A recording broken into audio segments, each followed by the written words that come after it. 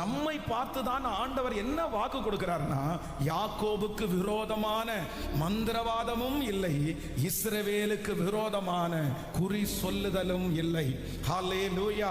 உங்களுக்கு விரோதமாய் உருவாக்கப்படுகிற எதுவா இருந்தாலும் கர்த்தர் வாக்கு கொடுக்கிறார், அதர் உங்களுக்கு விரோதமாக நிச்சயமாய் அது கிரியை செய்ய முடியாது.